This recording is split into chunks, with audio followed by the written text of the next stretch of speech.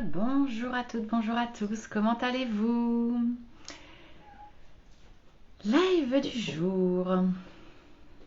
Alors, j'avais envie de parler de la préparation des vacances quand on est entrepreneur. Je pars à la fin de la semaine prochaine, voilà, jusqu'au 20 août à peu près.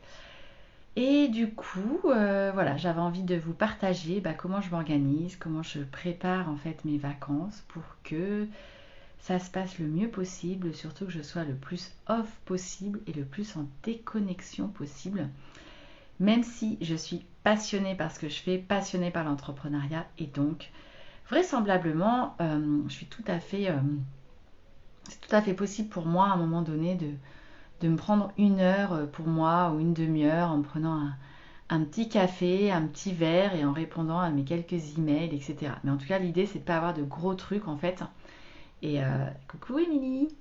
Et du coup, l'idée, c'est vraiment de préparer ses vacances sereinement. Donc là, du coup, là où j'en suis actuellement, donc il me reste à peu près 10 jours, on va dire. Ce que je veux faire, en fait, la priorité pour moi, c'est de finaliser Talent et Paillettes. Donc du coup, ça, c'est en cours d'un point de vue juridique et j'espère vraiment que soit tout passe pour, je pense, le 1er août et que ce soit OK. Et puis, du coup, derrière, il n'y a plus qu'à dérouler. Parce qu'en fait, derrière, j'ai pas mal de documents à donner, que ce soit à la banque, à l'expert comptable, aux assurances, pour la location du bureau que j'ai à passer, etc. Et en fait, je voudrais pouvoir tout faire et tout envoyer avant le 6 août. Voilà, j'ai jusqu'au 6 août. Si c'est pas OK, parce que vous n'êtes pas sans savoir, pour ceux qui ont l'habitude de créer des sociétés, qu'il y a toujours des petits allers-retours avec le greffe, maintenant le guichet unique, l'INPI. Donc voilà, il peut y avoir des petits allers-retours. Bon, en général, c'est jamais rien de méchant, mais c'est juste qu'on perd du temps et qu'en fait, après, je vais tout recevoir pendant que je serai en congé. Et ça sera un petit peu embêtant, mais bon, tout se gère du moment que j'ai tout dématérialisé. Donc en fait, je suis beaucoup là-dedans, donc je suis quand même pas mal dans l'administratif. Vous avez dû voir que le logo est sorti de Talent et Paillettes. Je l'ai posté aujourd'hui sur les réseaux sociaux. Je suis très très fière du travail qui a été réalisé par Camille d'Idées Pulse, qui fait toujours un travail juste formidable et qui m'accompagne dans tous mes projets depuis, je pense, maintenant au moins 5 ans. Voilà, donc du coup, c'est un logo que je voulais différent, vraiment différent de celui d'Happy. Je voulais vraiment différencier les choses. Donc, c'est un logo qui est à la fois, j'ai envie de dire, sobre et joyeux. Dans le sens, en fait, pour moi, il est assez sobre. Parce que voilà, il y a le petit diamant et puis c'est marqué talent et paillettes, dénicheuse de pépites.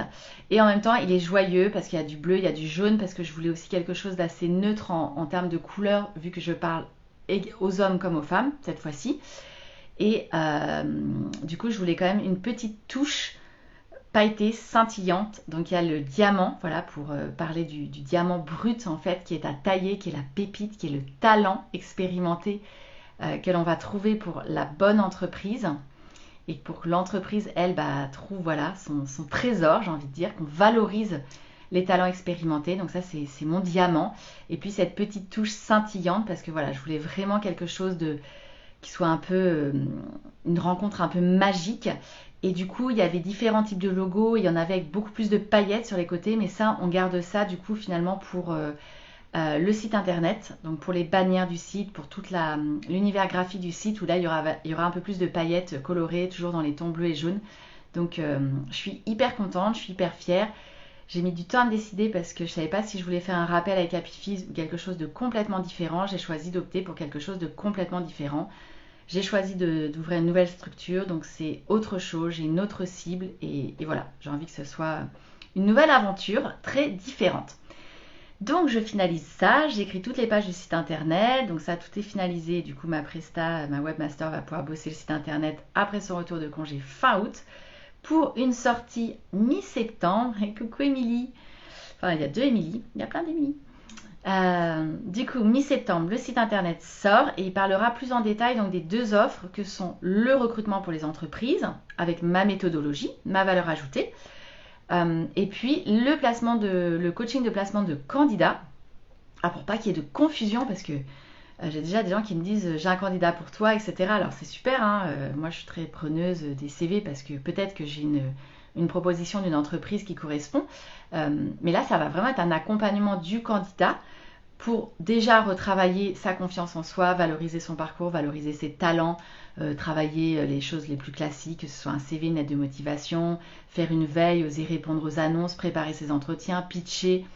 Donc voilà, parce que souvent j'ai des candidats expérimentés et ils ont un super parcours, mais ils n'ont même plus conscience de leur parcours parce que parfois ils ont fait tout leur parcours dans une boîte ou dans 2 boîtes.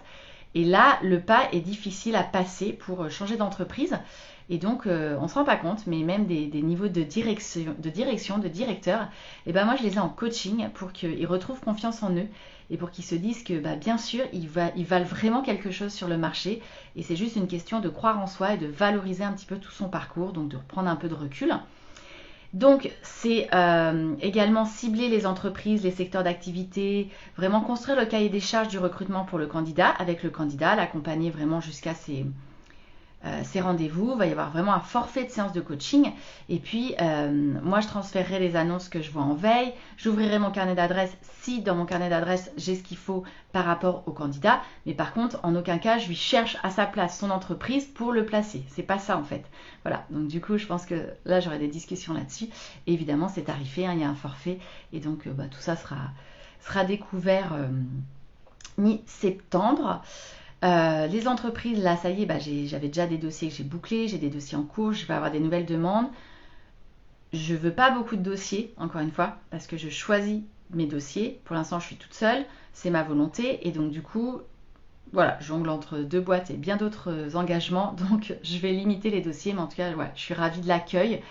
J'ai eu des super retours et des messages privés de confrères et de consoeurs dans le secteur du recrutement qui m'ont encouragée, qui m'ont dit qu'ils adoraient le nom et ça m'a fait plaisir parce que vraiment des gens qui ont pignon sur rue à Rennes et qui sont des gros acteurs du recrutement et ça m'a fait vraiment chaud au cœur. Voilà, de voir que dans cette branche-là aussi, on peut s'entraider, on peut s'encourager et que voilà, la concurrence est saine et que c'est ok.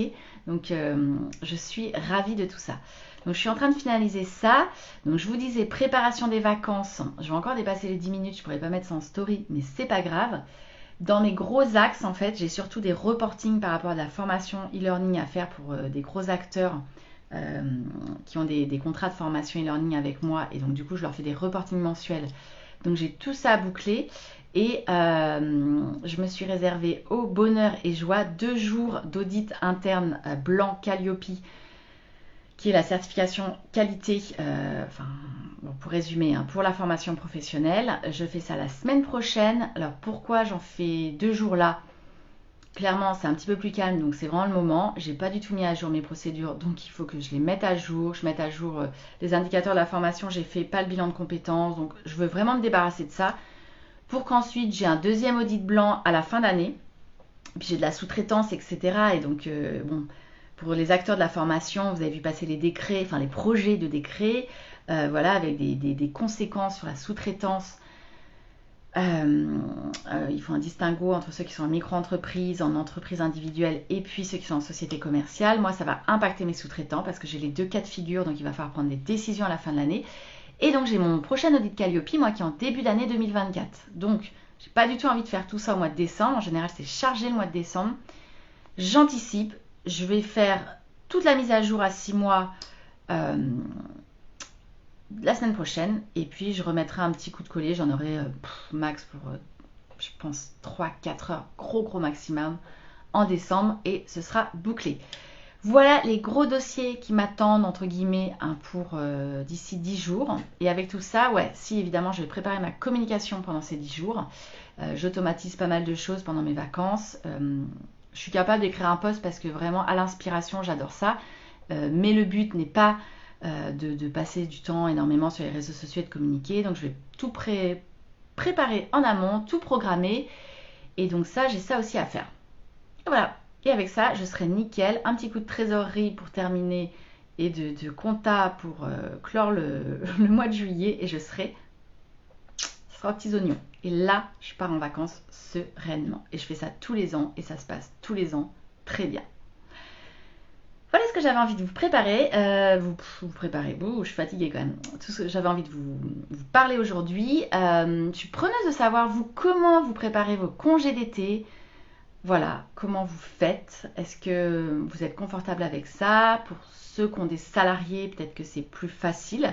Moi, je sais que quand j'avais des salariés, bah, évidemment, ils prenaient le relais, on avait des vacances en décalé. C'était super et en même temps, parfois générateur de questions pendant les vacances. Donc, bon, il y a les deux cas, mais c'était quand même pas mal. Bah là, c'est une nouvelle organisation. En tout cas, je suis ravie. Je vous embrasse, je vous souhaite une très très belle fin d'après-midi et puis on se parle demain. Ciao!